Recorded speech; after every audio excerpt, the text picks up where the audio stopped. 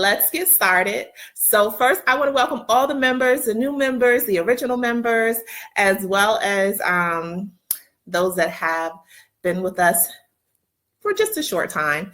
So, and then today, I'm going to talk about marketing. So one of the members had asked me to do a Facebook Live, and I'll do it again about marketing as far as like tips and do's and don'ts and things of that nature. So earlier today, I did post an experience from a member who had marketed her business.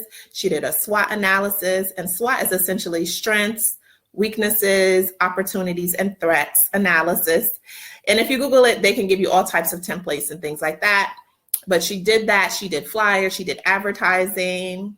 She posted on Indeed and Facebook, and was able to have 3 contracts pending. So I thought from her story, this would be a great segue to kind of talk about some of the marketing tips and advertising tips that have worked, some do's, some don'ts. And you guys could definitely share your own experiences as well. So today, a little bit about marketing. So I'm only going to talk a little bit about 3 types of marketing.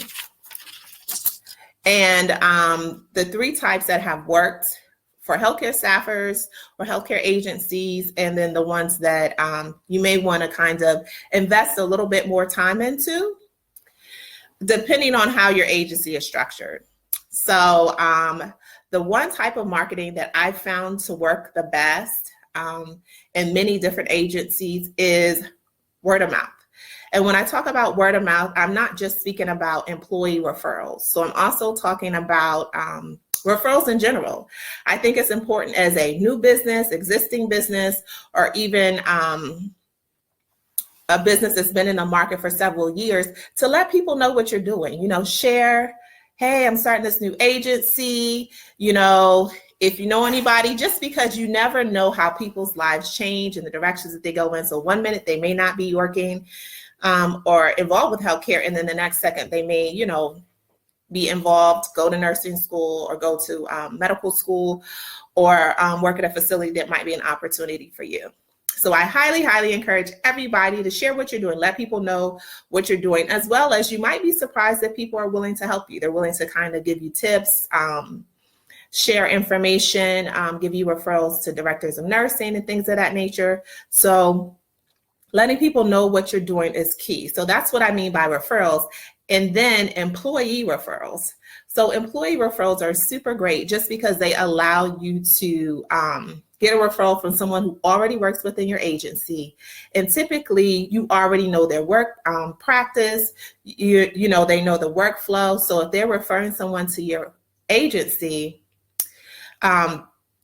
they already kind of have given them an idea of how you work, the types of facilities that you work at, what type of environment that your agency is. So the person kind of comes in knowing what to expect, which helps you in a lot of different ways. So that would be employee referrals.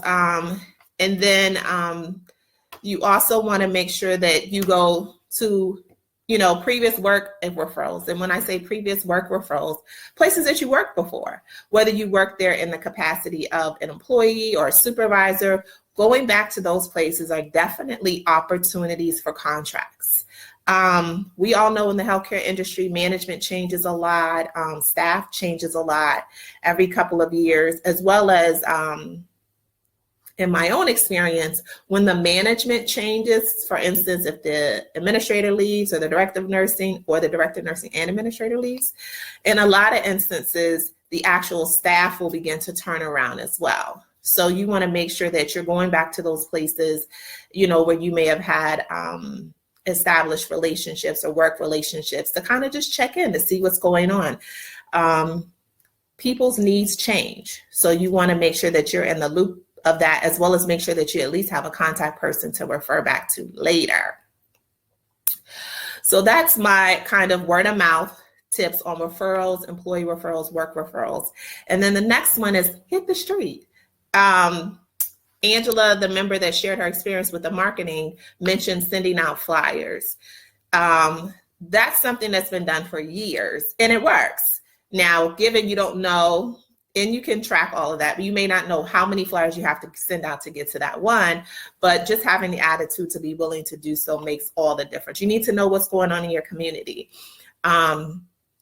Being connected to your Better Business Bureau, Small Business Administration, your local SCORE, and any community workforce or networking partnership is important because it allows you to be able to connect to the changes of your community. A great example of this is here where I live. They recently opened up a new hospital system, which is probably about 20 minutes from where I'm located. So if I wasn't connected to the community, and I am because I attend small business workshops every Wednesday, I wouldn't have known that. I don't go down that direction, so I wouldn't have known that it's coming. I may not have been able to see the posters and the billboards to say that it's coming. So it's important to know what's happening in your community from a business perspective. Another example of doing the legwork is, I've shared with a lot of the members, is if you go to Medicare.gov and you look for under the option of list of nursing homes and hospitals, and you do a search under a zip code, they'll give you a list of all of the hospitals or nursing homes in that zip code. That is a huge starting point. And this will allow you to not only be able to connect with the facilities, hospitals, nursing homes that you can see, but also the ones that you can't. Not every facility looks like a traditional hospital or nursing home. So you want to tap into everything that's around you, and that's a great way to do it. So again, and I'll leave it down below, the link is Medicare.gov. And you want to go under search for hospitals and nursing homes. And it allows you the option to search by zip code, which I think is the easiest way to search. And essentially it's just a system that gathers all the scores. So it'll list out the scores for those nursing homes and facilities, but it also lists the location, the address, and a contact number. And that's all you really need to get started. And my last marketing tip or types of marketing that have worked for staffing agencies is the internet. We're on it all day, sometimes more than we want to be. We're on our phones on it, we're on our laptops, and it's a huge part of everybody's everyday life. So why not tap into it? Specifically, there's a lot of different arenas you can go into when you go into the internet, whether it's through Indeed, which is a recruitment platform, Facebook, which is your social media, Instagram, Twitter, blogs are opportunities. There's also opportunities through YouTube, Indeed.com is an opportunity, also Monster. And there's a lot of different platforms that's out there where you can market your business. So I'm just going to speak on a little bit about the social media piece, just because I feel like it's the one that we all use the most. And specifically about Facebook, and more so because you have to kind of pick either the social media platform that you get the best results from, or I definitely would encourage everybody to have a presence on all the platforms. So when I say all of them, I mean Twitter, Instagram, and Facebook. And then once you kind of put yourself out there, then you can kind of determine which one of those is most beneficial to you. So for us, Facebook has been the most beneficial to us as a social media platform, but we also have a presence on Twitter and Instagram. And I think Facebook is probably most beneficial just because they have groups. So there's a lot of healthcare related types of groups in Facebook where you may or may not have that same presence in Twitter or Instagram. And I'll be honest, I haven't really been on Twitter and Instagram that much. So they may be out there. And then the other one, because I forgot one more, LinkedIn. LinkedIn is another social media platform. And from there, you want to make sure that you're involved and engaged. You're posting on a regular basis. You're offering opportunities for people to get information from you. You're sharing information about your organization, as well as sharing in groups. Groups has been a huge benefit to our organization for marketing, job opportunities, as well as if you're having an open house for your business, share it in a Facebook group. And then some agencies go as far as to actually create their own Facebook group, which is a great idea as well. If your agency wanted to start their own Facebook group, I definitely encourage it as well.